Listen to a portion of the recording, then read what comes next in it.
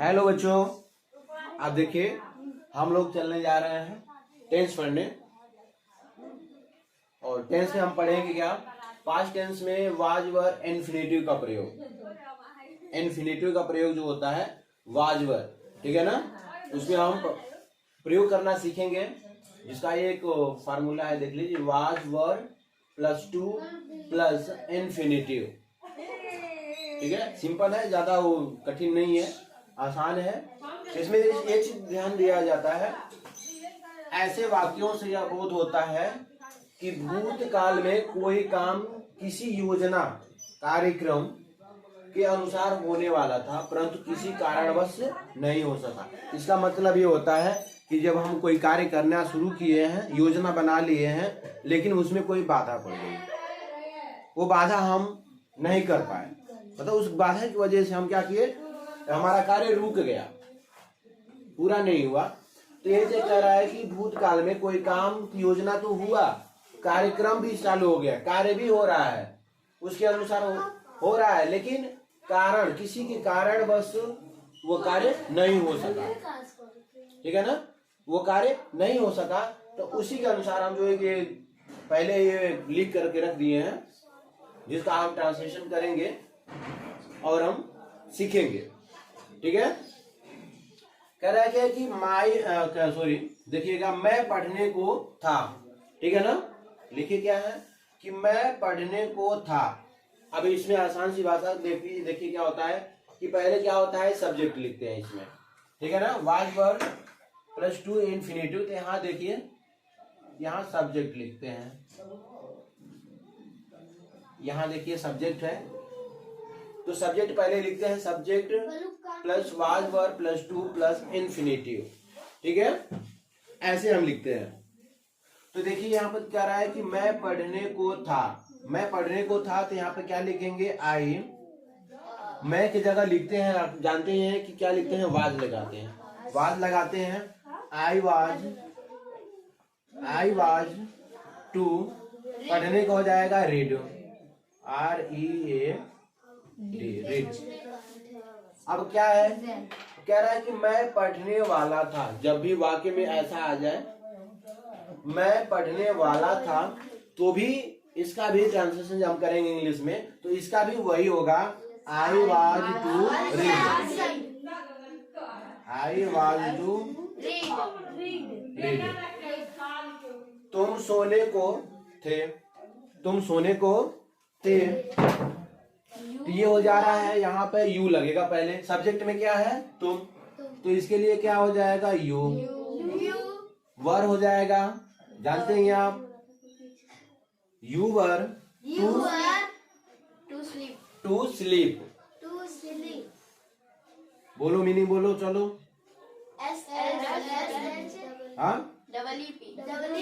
हाँ, हमेशा नहीं, बीच बीच में कमेंट करते रहो, ठीक है ना, जब पूछा जाता है। तुम सोने वाले थे, इसका भी वही होगा, you were to sleep. Ram त्याग पत्र देने को था।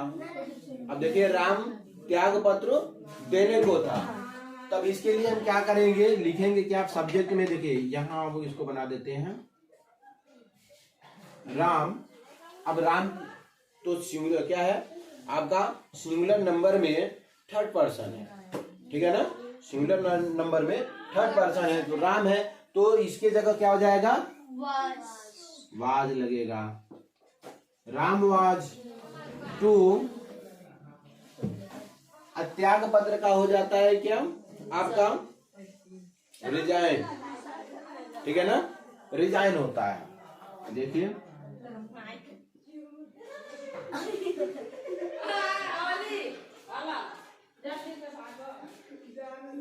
रिजाइन। ठीक है,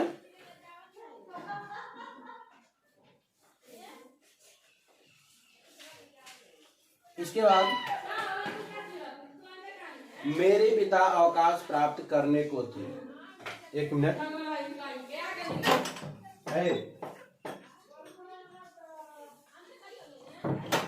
हाँ, दो शोर करते हैं।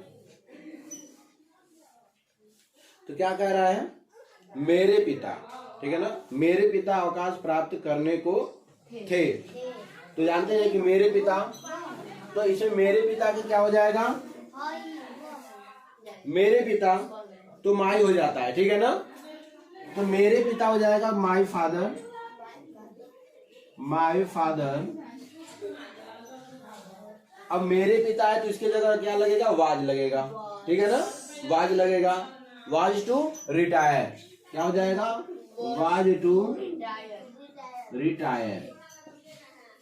आसान है, ज्यादा कठिन नहीं है, ठीक है ना।